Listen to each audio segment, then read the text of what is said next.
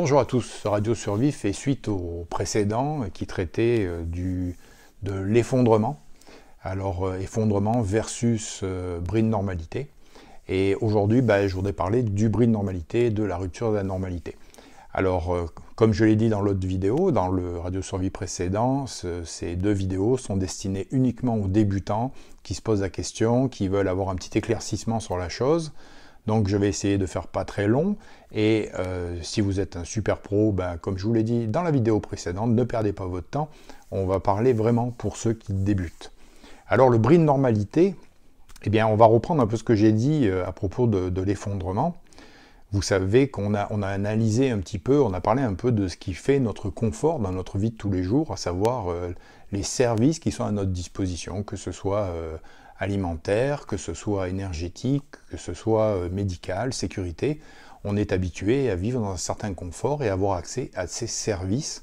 On a l'impression que finalement les choses sont là parce qu'elles ont toujours été là, mais en réalité elles sont là parce que vous travaillez tous les jours pour payer, pour que effectivement il y ait un policier pour assurer votre sécurité, qu'il y ait un médecin pour vous soigner, qu'il y ait quelqu'un qui vous amène la nourriture dans le magasin pour que vous puissiez l'acheter.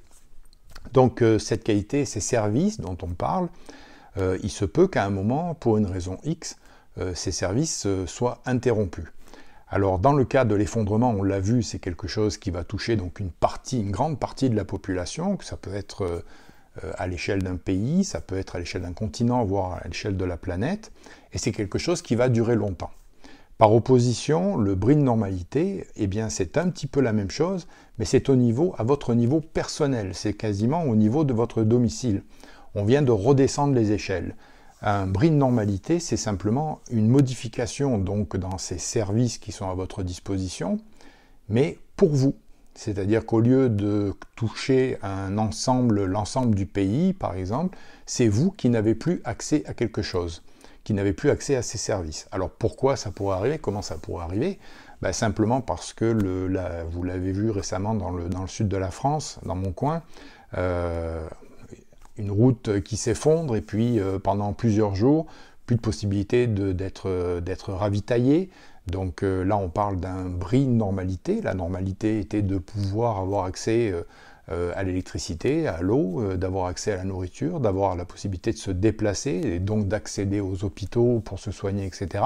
Et tout d'un coup, la situation vient de changer et les gens n'ont plus accès. Alors ça ne veut pas dire que la situation ne concernait que ces gens-là, ça ne veut pas dire que le pays entier était concerné, on parle juste de quelque chose de très ponctuel, de très localisé, un groupe de gens, un village qui a été touché. On peut aller encore plus petit que ça, à une échelle encore plus réduite, puisque le bris de normalité peut vous toucher peut-être simplement vous. C'est vous qui n'avez plus d'électricité ou qui avez votre bout de terrain qui s'est effondré et vous n'avez plus d'eau à la maison, par exemple, ou simplement vous êtes malade, vous ne pouvez plus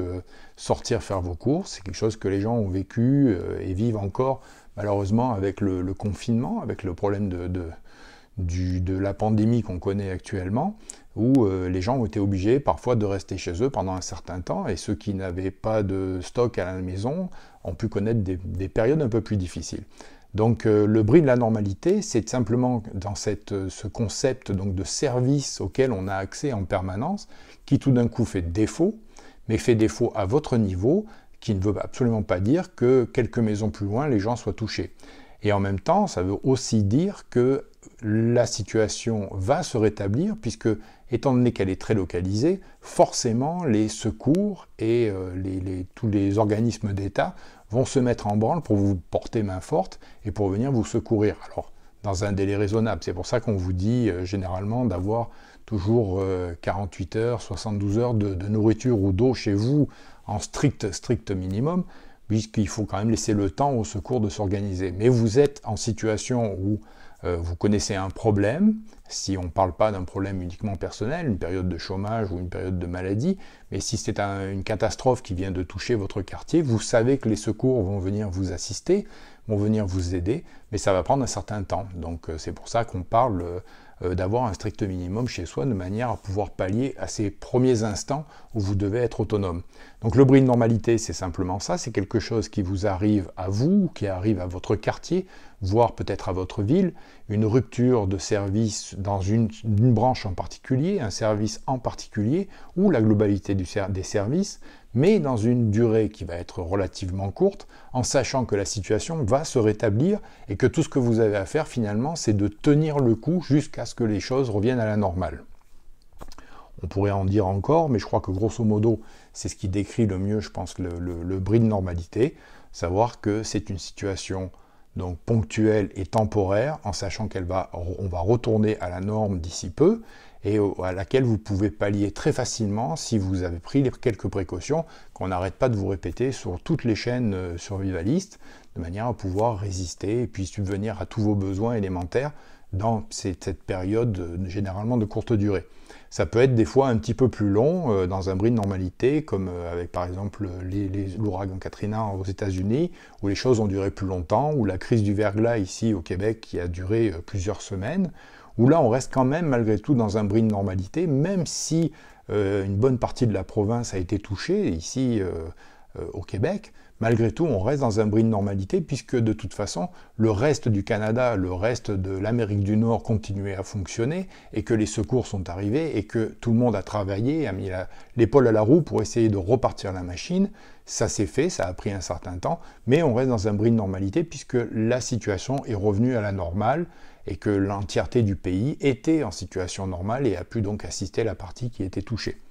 Donc grosse différence entre l'effondrement et le bris de normalité, c'est la perspective, c'est de savoir que même si vous êtes seul et que vous devez vous débrouiller, il y a des gens qui sont en train d'œuvrer pour essayer de rétablir les choses, ça on est dans le bris de normalité, et la situation où de toute façon vous allez être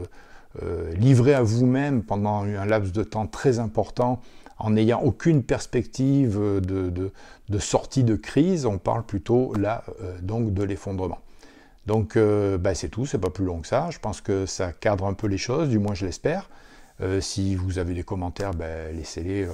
dans les commentaires en bas évidemment, et puis surtout n'hésitez pas à vous abonner si vous aimez ça, et puis on se retrouve très bientôt pour la suite de nos petites aventures. Merci à tous.